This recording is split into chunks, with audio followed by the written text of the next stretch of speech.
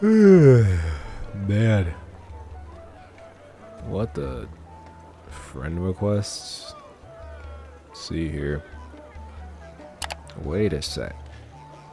Oh shit. No one is playing a virtual world game in the current year. Nowadays, you're better off spending your time trying to provoke someone into leaking your IP address than actually logging into a video game where the prime objective is to avoid triggering as many people's touch discomforts as possible. The genre of social MMOs has sort of passed away nowadays. Gone are the times of Free Realms and Pop Tropica and Millsberry.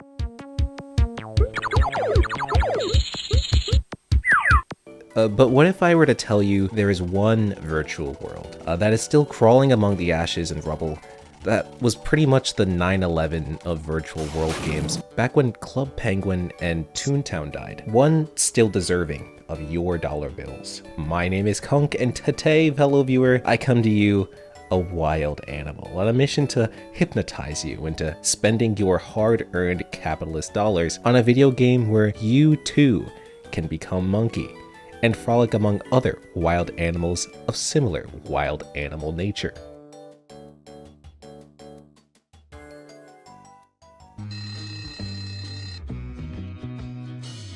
You say good morning, I say good night. Back in the early 2000s, there was a boom of online MMO games. You had champs like Neopets, where your primary objective was to keep a little creature from starving and dying, to games like Toontown, where you had to stop a gaggle of corporate overlords from committing capitalist genocide. Now, these games were sort of the branches from the tree that was RuneScape and World of Warcraft, which were rather transformative computer games, taking gamers by storm back in the day. Back in 2010, WoW had as many as 12 million subscribers, and Disney saw World of Warcraft and happened to notice that the game had a distinct lack of Lightning McQueen and decided to capitalize upon this by making their own MMO games. They were responsible for some key virtual worlds back in the day, such as Pixie Hollow, Pirates Online, something with penguins in it. Some of these games had less of an incentive towards playing the game and achieving a goal, and instead told players to use the very transformative power of friendship to find some sort of purpose in their lives. The genre of massively multiplayer online game was then morphed into a different genre called the virtual world genre. This is where we'd group games like Habbo Hotel, Second Life, and the like. These games had marginally popular heydays, with Habbo Hotel having at least an average of 200 million players registered in the mid-2000s. Numbers like that made it seem like the virtual world / MMO genre was here to stay for a good while, but all that glitters isn't gold. Well, the genre's been on sort of a decline over the past decade. Ever since Club Penguin decided to shut its doors, there haven't really been many virtual worlds to the density as we've seen them back in the early 2000s, right? Let's look at our competitors, shall we? What is it? We've got Roblox. That doesn't really count. That's like a more billion games wrapped into one game, so that doesn't really count. We've got Pony.town. That's a really good one if you're a proper sociopath in denial. VR chat for those lonely nights. Yes, let me don my 5K suit of nerd armor just to feel the touch of my anime girlfriend. That definitely isn't an anime boyfriend. Wait a minute. These games suck. There's gotta be at least a couple more games that are at least performing better than this.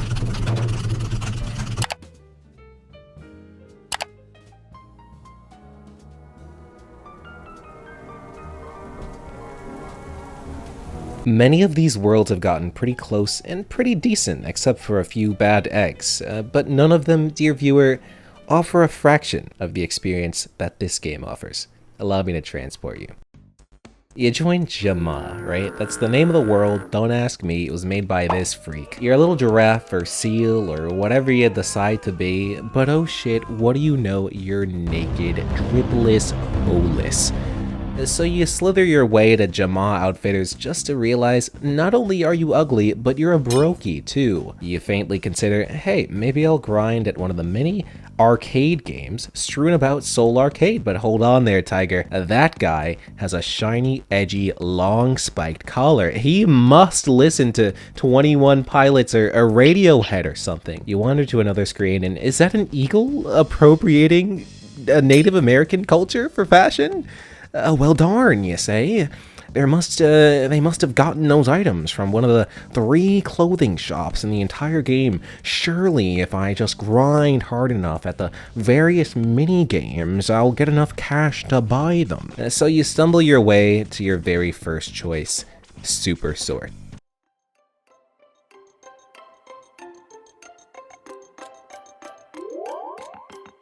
Super Sort was a minigame I was obsessed with as a kid. You take the role of trash collector, recycling specialist, and your job is to sort the blue items into the blue bin and the pink items into the pink bin. Very cool. Afterwards, they feed you some message about how recycling is good for the planet and how you, an 8-year-old child, will be the sole reason the ozone layer combusts, killing all of us if you don't place your Pepsi can into the green bin or something. And honestly, now that I think about it, the world they put you in is really dystopian. Like, look at this shit. They put your animal in this smog-filled hellscape and then hook them up to this O'Hare air machine while they desperately try to sift through all the leftover trash just kind of thrown about by the humans that abandoned Animal Land for Mars. Real lore, by the way. WALL-E 2 just dropped. It's called Animal Jam Super Sort. Anyway, you think Super Sort is tough. Well, there are a bunch of other odd jobs that you could sacrifice your life to in order to earn a varying amount of gems. Overflow, which puts you in the seat of a $500,000 terrain crane, leaves you responsible for stopping a dam from overflowing into a beach of happy little animal buddies enjoying their day in the sun. That's right, viewer. If you fuck up here, all of those innocent lives will be on your cold, dead hand paws. But don't forget what's on the line here. You've got a rare purple headdress waiting for you at home. Spider Zapper. You're now an exterminator placed in the center of a Black Widow infestation. By the way, youth minimum wage is about $4.25 an hour via the US Department of Labor website, so good luck, pal. Want to become an athletic swimmer piloting a dolphin in subhuman conditions? You might find Splash and Dash fun. What's that? Your steed throttled headfirst into a rock as big as the glacier that took down the Titanic. Well, it's a good thing they're subhuman conditions. And at last, you find yourself with a grand total of, maybe about 100 gems. A very pretty penny in this society. Let's go check out the shop and see what our exuberant wealth and higher tax bracket can buy us, huh? Clearly, none of the items we were working this whole time for are here at the moment. A libertarian society can only get so perfect after all. Seems there's only one other way we can get what it is that we've been begging and pleading for so long. Maybe 2 ways. The trading system is one of the reasons AJ Classic is still on the market for active and viable virtual world MMO games. May 21st, 2010 would be the date AJ Headquarters would kick off its beta testing period. And with this era came exclusive and limited time items that would only be available for purchase from players until the end of the beta or whenever they decided to take some items out of rotation. Some of these items would never see a return back to the item shop, causing certain items like warns, collars, and magenta items to slowly incline in desirability. You just had to be there. The trading system allows for players to trade these items amongst each other for items of similar rarity.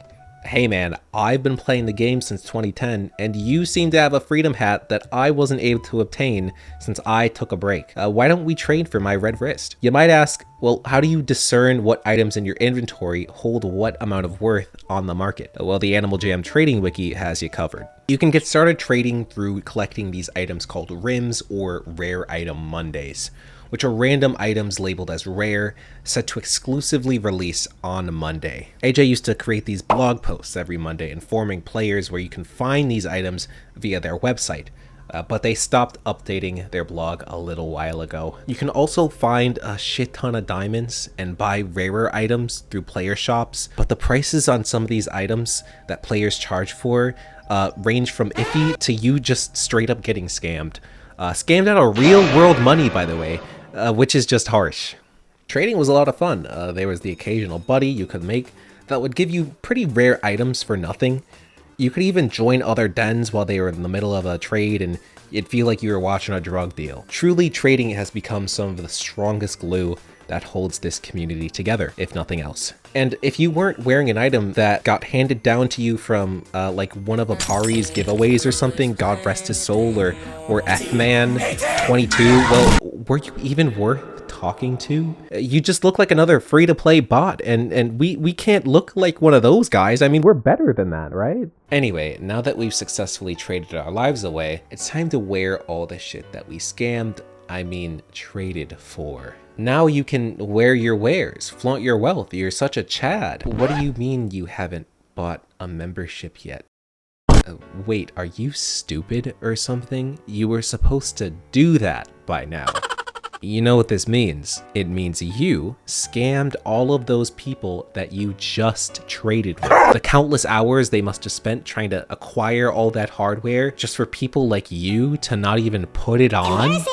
You know, ever since you started making a little dough, it's all been going to your head like some kind of corrupt politician. Look, if you don't buy a membership now, well, you'd be a poser, wouldn't you? A cheat, a fraud. They lock people up for shit like this. Hold on there, pal. You're getting a friend request. Let's see who it is. Is that awesome Sunny Brave? Oh shit, man. What the fuck? What is he doing here? A lot of games like this had memberships. They kind of had to, or else there was no money to make. With Animal Jam, there was quite a bit they held right above your nose with their paywall. Members had a daily spin that rewarded you with diamonds. Most good animals that got rotated in and out ended up being exclusive to members except for the pig. And interestingly enough, the majority of Rare Item Monday accessories were members only as well, and you couldn't even buy these items to trade for if you weren't a member. You'll see a lot of non-members asking members to trade them Rim items if you visit shops during Rim days. And speaking of, no one talks about the amount of racism non-members had to endure. If you were an Arctic Wolf back in 2015, there was at least a 95% chance that you or a close family member of yours was gonna vote red in the upcoming election. All in all though, the paywall was pretty fair. Even when diamonds were added, Animal Jam was, in my opinion, generous with what they gave their non-members. I mean, compare it to WoW. You can't even play that one without coughing up your paycheck. The only thing that I feel was kind of sus was locking the jammer wall behind it, but I'm sure there's probably a good reason for it. But hey, Mr. YouTube man, Mr. Cunk, what are you getting at? What is your point? And my point is this, dear viewer. You can't wear the collar or the headdress if you don't buy one. And people with memberships, by the way, are said to have a 3% increase in likelihood that their investments will trend up over the next 10 years.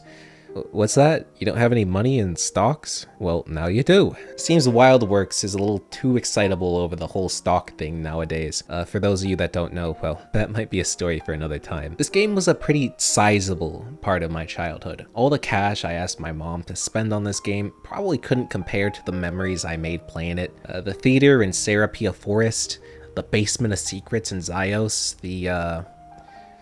the pillow room. As far as edutainment games go, this one probably taught me the most about the world around me. There are these movies you could go watch that I'd spend pretty long amounts of time just sitting at, wide-eyed, absorbing. Gecko's moment, anyone? Now, I didn't devote too much into this game. I wasn't a devoted Animal Jammer or anything like that, and I'm certainly not claiming to be some kind of AJ historian. But throughout the course of my life, this game has been in and out the door. Whether it be checking out the Diamond Shop rotation every now and again, playing the occasional seasonal event, or even just listening to this game's unique soundtrack before bed.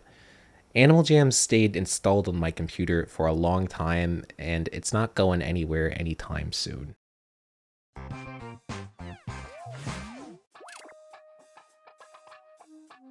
So on today's topic, Should you spend $7.99 US monthly on this kids game? My answer to that is, if you want to look like a baller and get yourself involved in the very unique yet unintentionally intricate trading system AJ Headquarters has set up for their players, sure, you might even come out of it learning something new. The same, however, probably cannot be said for the suckers that spent money on fair.al. May God rest their souls.